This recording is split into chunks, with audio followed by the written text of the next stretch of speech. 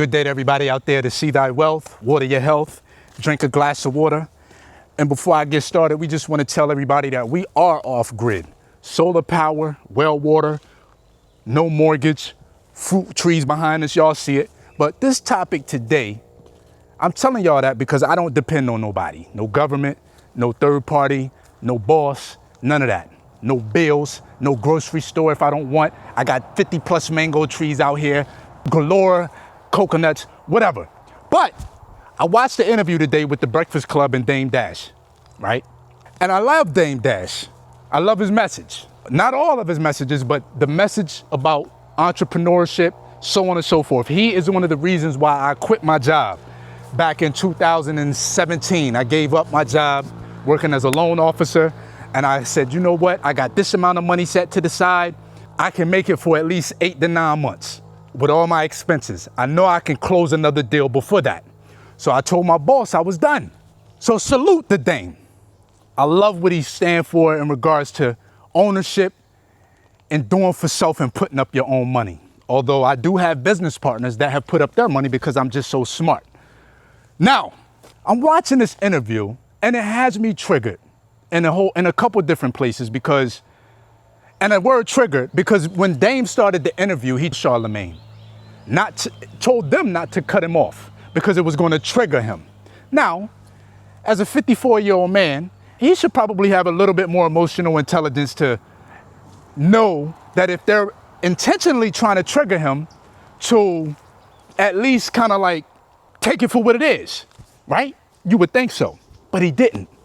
He fed into it. Now, I don't know how much of that was entertainment or not, but if it wasn't entertainment, I'll say shame on Charlamagne.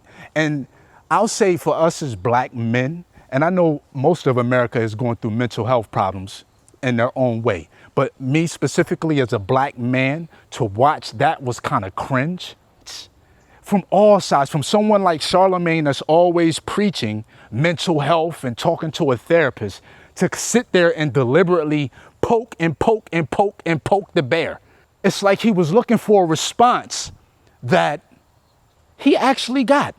It's embarrassing. We have a lot of trauma that we haven't taken care of. I talk about it all the time.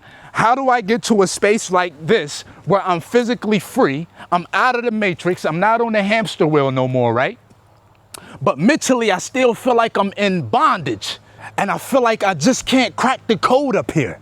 I'm off the grid in Central America. No job, no mortgage, no bills, no electrical bill, no water bill, right? And I still, for the life of me, can't figure out this mental health. This shit is tough.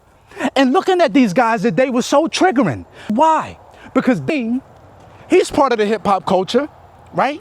And us as young black men, a lot of us grow up watching and listening to the hip hop music. So when y'all see people like me, yes, my parents were supposed to raise me to be a good man or whatever whatever you want to, they were supposed to raise me as best as they could. But they happen to have faults like we all do.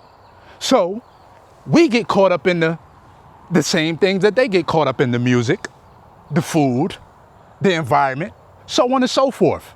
So we got caught up in the hip hop and all that stuff. So to watch these guys as adults now, that shows me that we are mentally screwed. We're arguing about the dumbest things ever. They arguing about who got the biggest house, what's real and what's not. Like who got the most money, who's broke. It's ridiculous.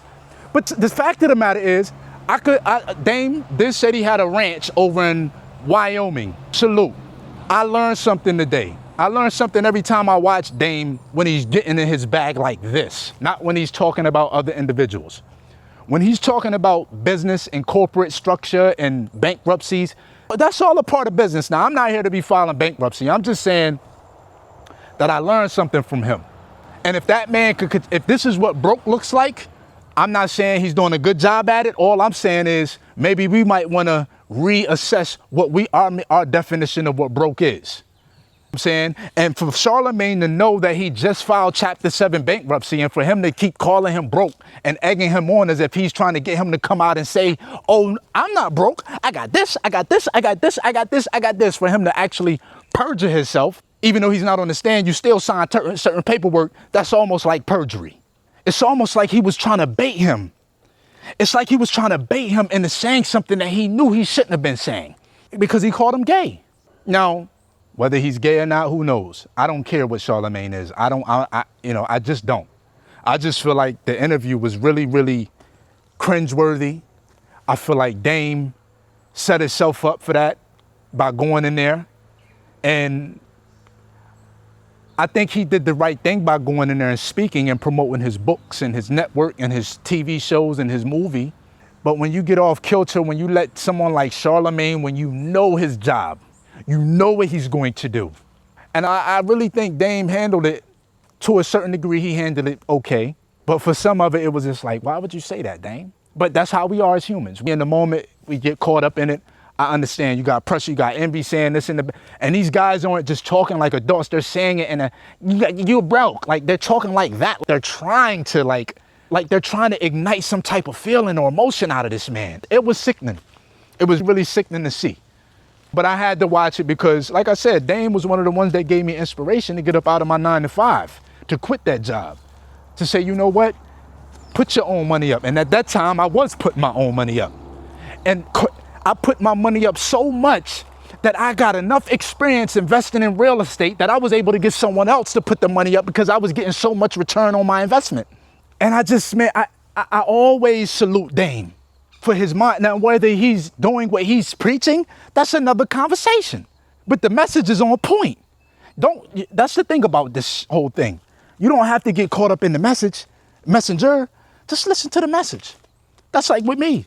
You don't have to get caught up in me because I don't live the life you want me to live or I don't live the life you think I should live. Just listen to the message. Go get you some property. Go off grid. Stop dealing with the mortgages, the bankers. Stop paying your water bill every month. Stop paying an electrical bill. Get you some solar. Stop paying a mortgage. Get you something where you could pay cash. Go to the auction, sheriff's sale, or if you got the money like that, just start buying your cash so you don't have to pay nobody. It's not rocket science. We got to eat every day, B. We have to eat every day. What you see behind me is a kaimito tree, also known as a star apple. Grows to be up to 100 feet tall, right? You have a plum tree behind that. You have a plantain tree behind that. You have 2, 3, 4, 5, 6 coconut trees behind that. You have a craboo tree behind that. I don't have a boss. I don't have no niggas out here telling me what to do. I got a staff that I treat with very much respect. It's not even about who's doing better than who, what type of house someone has. It's about getting off of the matrix, getting off of the hamster wheel, so we don't have to depend on no job. So we don't have to go to the grocery store. So we don't have to pay a water bill. We can just go outside and pump the water from our well. So we don't have to pay the bankers this interest rate every month. Usury. Yes, pardon the noise. That's what it's about. It's about getting out of this hamster wheel so we can do for self, so we can stop being so stressed out. But that interview was so cringe. As a black man, we have so much mental trauma. It's like they was trying to outdo each other by talking. Like it was sickening. 10 years later, after the first interview, and this is y'all still holding on to him telling y'all that y'all been doing this for the same thing for this amount of years, and y'all still, it's a lot of trauma that we dealing with. We need to handle that. I'm trying as best as I can off grid. I'm trying as best as I can. I'm not, like I said, I got this physical thing figured out. I know how to get my body in shape. I'm on day 9 of a cleanse, right? It's the mental health problems that I'm dealing with. It's the trauma. It's the post-traumatic stress and slave disorders. You know what I'm saying? That I'm dealing with. Mental things that I'm trying to overcome. But you know what? I don't wake up every day beating myself up over it. I wake up every day trying to put one foot in front of the other and just get better and keep leveling up. And that's all we can do as people. Only thing we can do every day is continue to keep getting better and leveling up. You know what I'm saying? But I must say it's very difficult. It's very difficult. It's so difficult. To go through some of the shit that I be going through, and people don't really understand it because they're not here. All they can do is get on this camera and watch me, and I could say everything that I want y'all to hear and make my life seem like it's grand and it's the best thing ever. But only I know the shit that I gotta go through on a daily basis. You know what I'm saying? And I'm not asking for no empathy. I just feel like every other human. You know what I'm saying? I'm not lonely. You know what I'm saying? It's just a lot of unlearning that I'm trying to do. And I'm in a position to do that now because I have no strings attached. I have nobody pulling me from left to right. I don't have to be I'm good. You know what I mean? But that interview was very, very, very disturbing to me. Enlightening, disturbing, embarrassing. I don't even want to say anything about that interview made me proud at all. I just hope we can take care of our mental health as black men. We got to do better. We have to do better. Because that interview was just not a representation of us growing. All that showed us is that we was trying to outdo each other with talking. It's sad. I appreciate y'all for tapping in and watching the video, man. This is See Thy Wealth. See Thy Wealth. Water your health. Drink a glass of water.